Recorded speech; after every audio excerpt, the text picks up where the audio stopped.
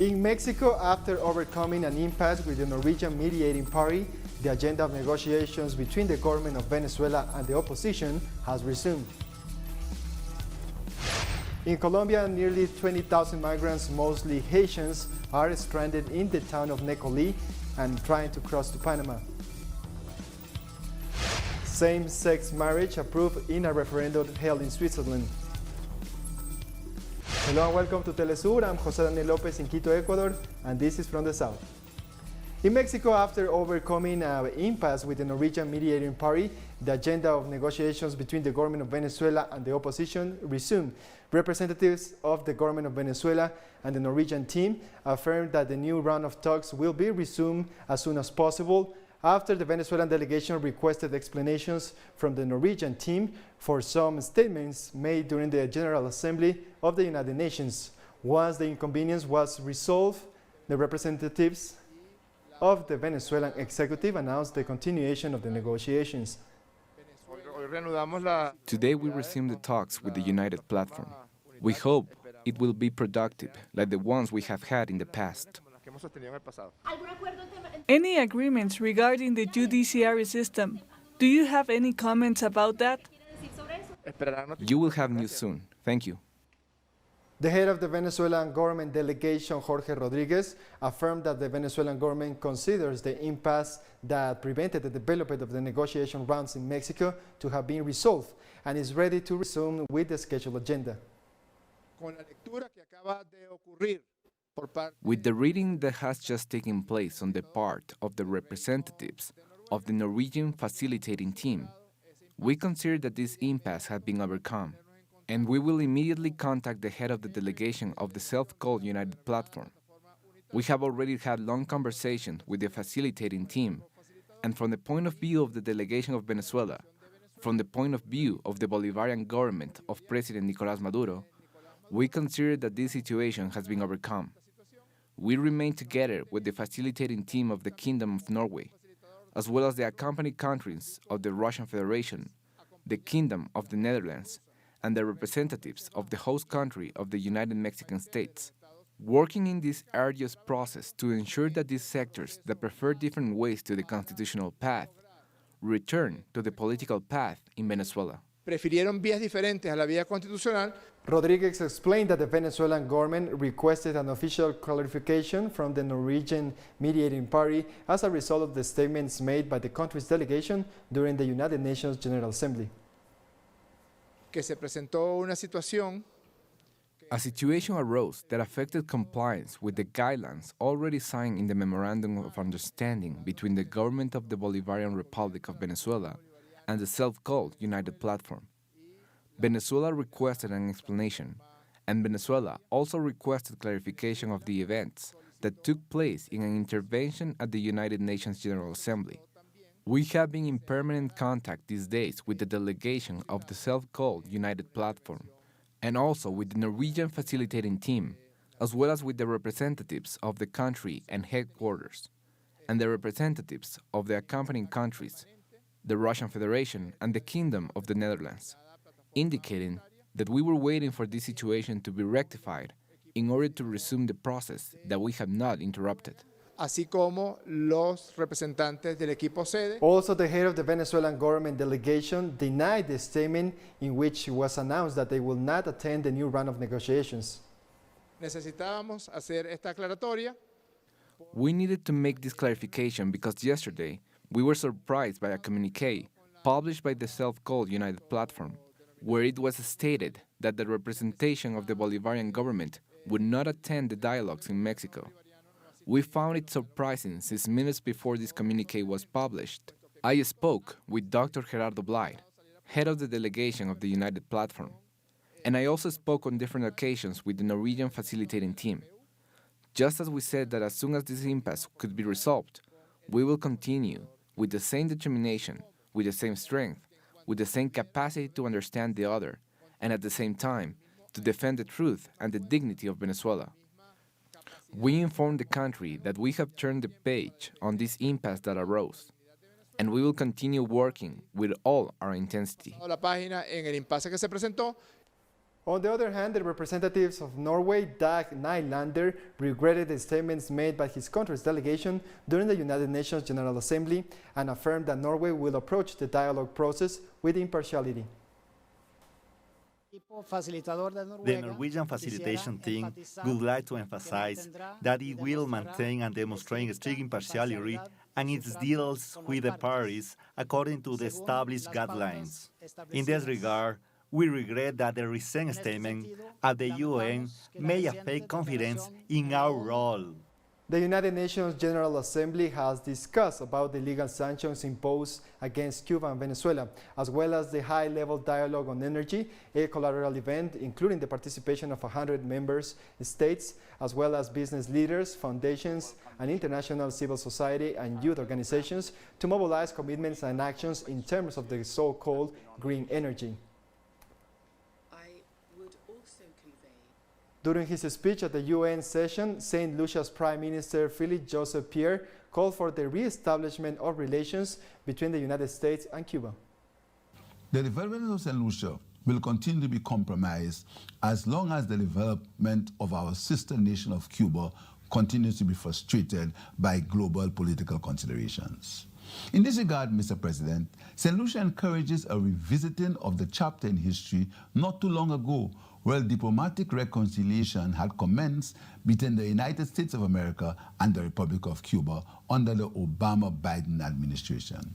In fact, then Vice President Biden was the chief envoy of the United States to Cuba, and it would be a signal achievement if, as president of the Biden-Harris administration, he were to bring his work on Cuba to its logical conclusion with the normalization of relations.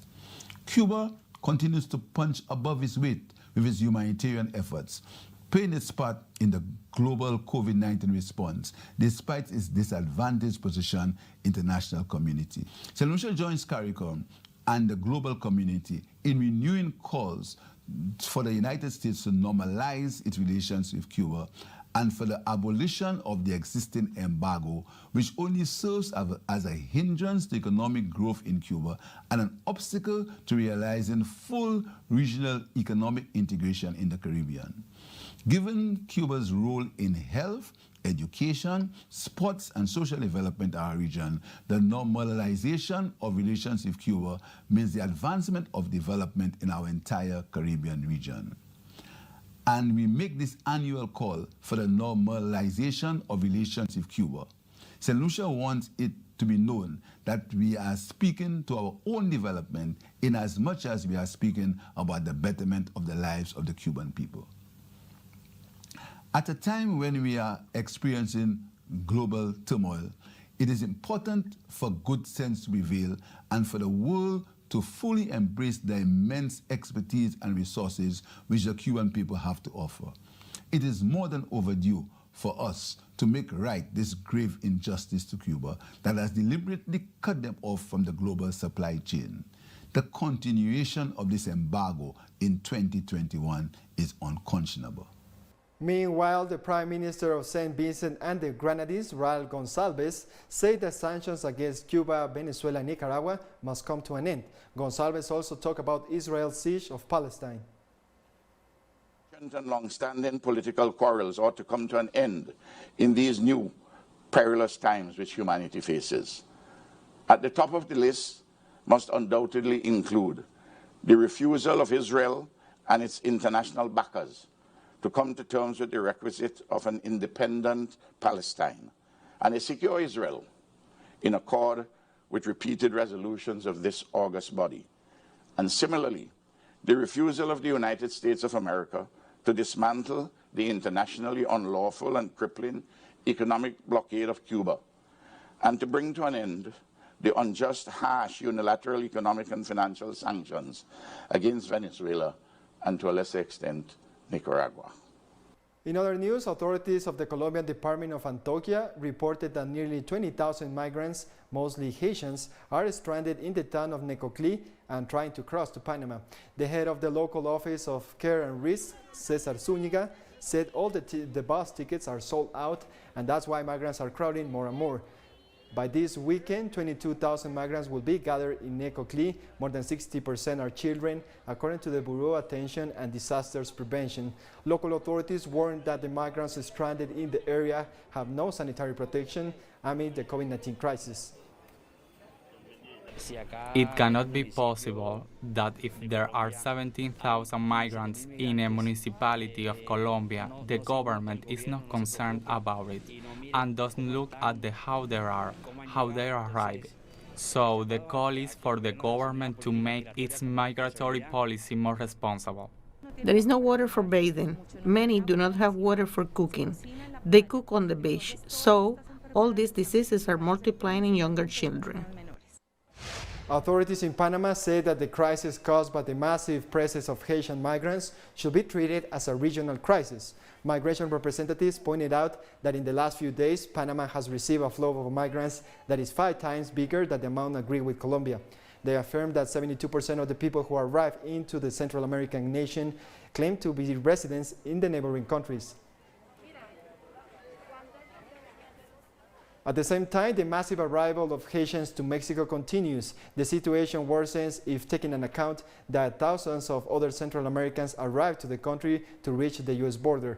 Thousands of Haitians are stranded under the bridge linking the cities of Acuña in Coahuila and Del Rio in Texas. There are also significant numbers of migrants in Mexico City and thousands more waiting to be attended at the southern border.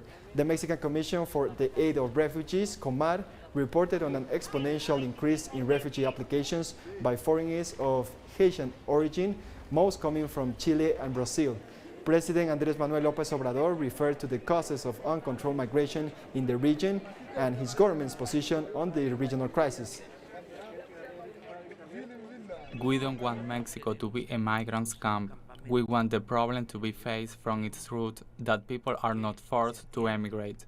Otherwise, we will continue holding them, putting them in shelters and not going to the root of the problems.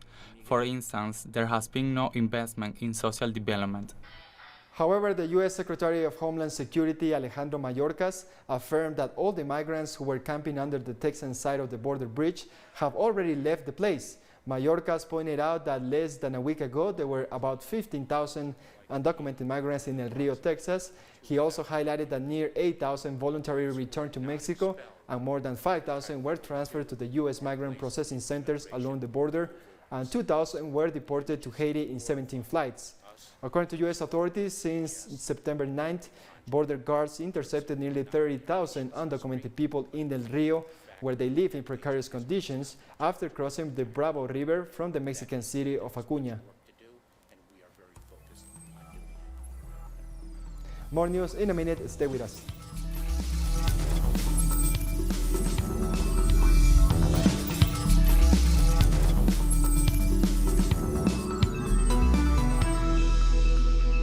Welcome back.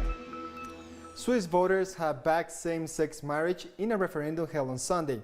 More than 60% supported the measure, which will bring the country into line with most Western Europe.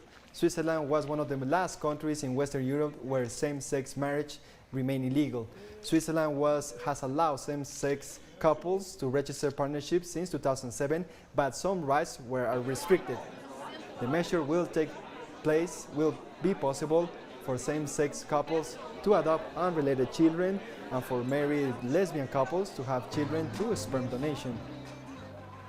I am extremely happy to see that the result is worthy of the work invested, of the campaign and of the state. It is true that it is extremely positive and that I am in fact surprised. I expected with the campaign we had in front of us to see less cheerful results. What we can see is that the Swiss people have indeed given a very massive yes in the ballot box. This is a historic day for Switzerland, a historic day for equal rights for people of the same sex, who love each other, and a symbolic day for the whole LGBT community. Yes, it is really a very important day. Germany is heading to the polls on Sunday in parliamentary elections that mark the end of Angela Merkel's 16 years in office. German voters will choose the lower house of the federal parliament, the Bundestag. In these elections, more than 60 million citizens over the age of 18 are eligible to vote. Polls open at 8 a.m. local time, and clear indication will come when voting comes to an end at 6 p.m. This unpredictable election looked over until Chancellor Merkel entered the fray, her career at the top of German politics, now weeks from coming to an end. The most important topic, the climate policy, was important, but I would have liked it to have been a bit more focused and to have known who really want to do what.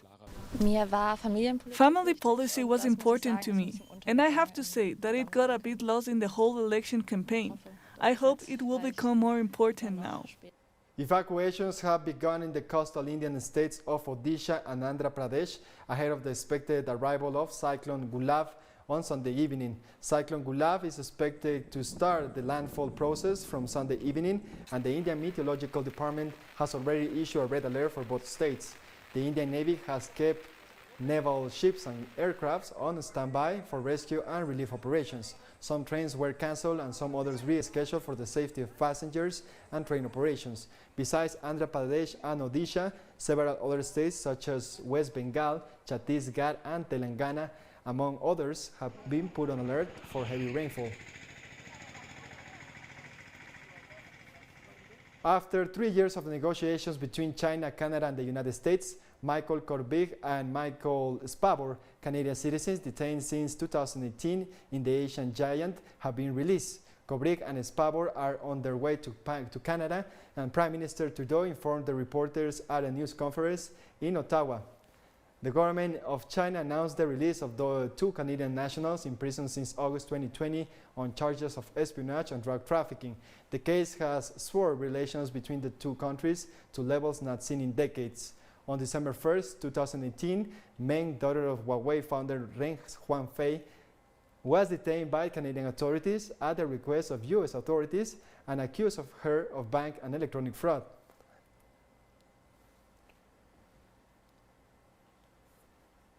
On the Spanish island of La Palma, the Cumbre Vieja volcano registers its highest peak of seismic energy after 6 days of eruptive activity. The island's government said that they have no significant incidents with the volcano since Saturday, when part of the crater collapsed and another river of lava emerged. The last evacuated neighborhoods on the island are Tajuya and the Tacande, with about 160 people who managed to take refuge with family and friends, for a total of 6,200 evacuated so far. Meanwhile, state security forces and civil protection are carrying out an emergency deployment to attend the people in the affected areas. The first eruption of the Cumbre Vieja volcano took place last Sunday and has already affected more than 220 hectares with a perimeter of 15 kilometers. I am very worried about the situation of the ash, because the ash is blanketing the neighborhood. It's been a disaster for all the plants, animals, and all the buildings. Dozens of protesters gathered on Saturday in Stagme Square, Athens, to demonstrate against femicide. The protest took place at the Greek Parliament and was sparked by an increase in the number of murders in the country of women and the hands of their husbands or partners. They're asking for the femicide to be included in the penal code. Earlier this year, 20-year-old British-born Caroline Crouch was found dead next to her baby in a suburb of Athens. Her husband eventually confessed the murder. We ask for intermediate support measures for the victims of violence. We ask for the term femicide to be included in the penal code. We ask for more structures that can give shelter to these women that have to escape an abusive relationship. Also, we want to change the attitude, to break the patriarchal stereotypes and have children in schools learn about consent, so we can prevent this problem at its beginning, at its root. And we'll have more stories coming up after one last break, so stay tuned.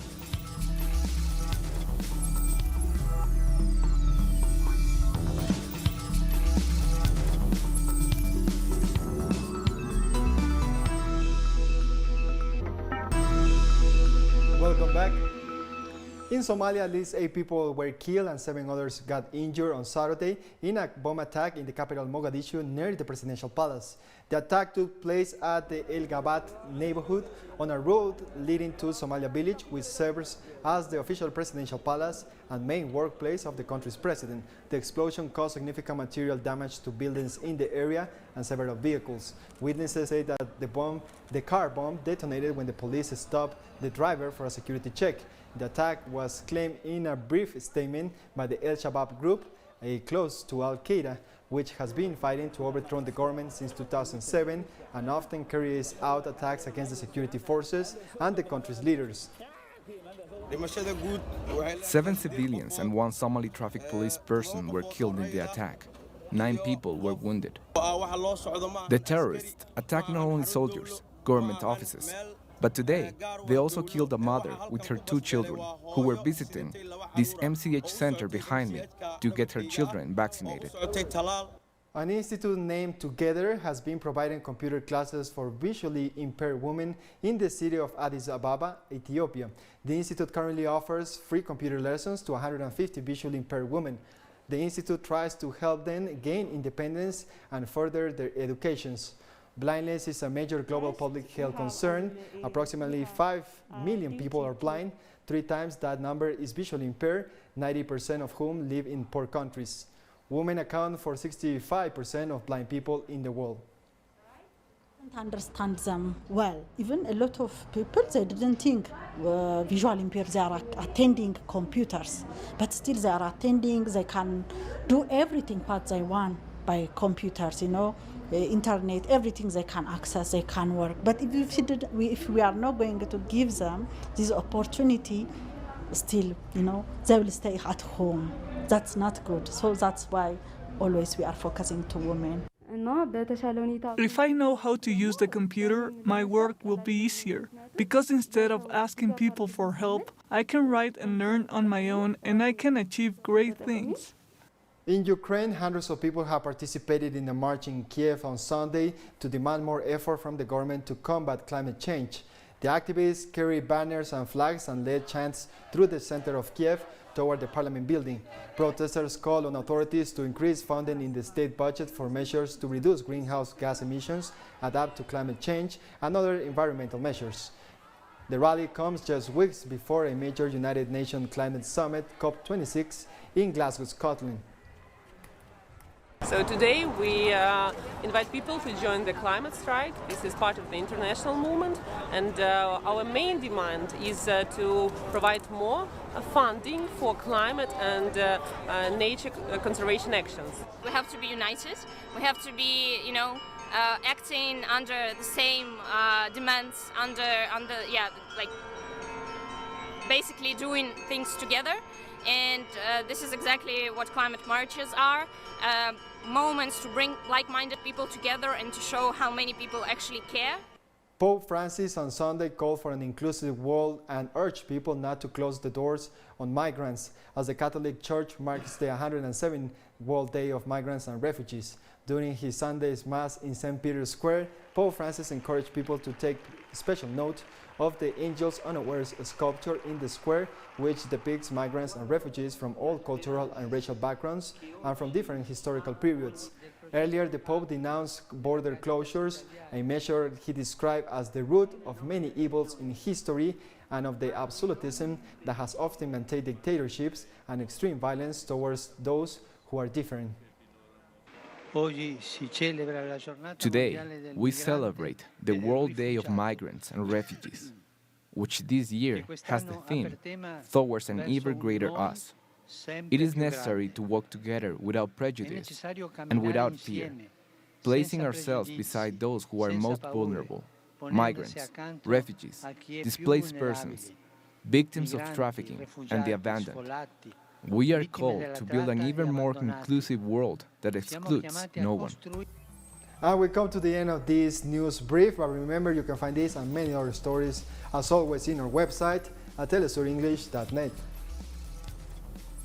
And join us on social media, Facebook, Twitter, and Instagram. For Telesur English, I'm Jose Daniel Lopez. Thank you for watching.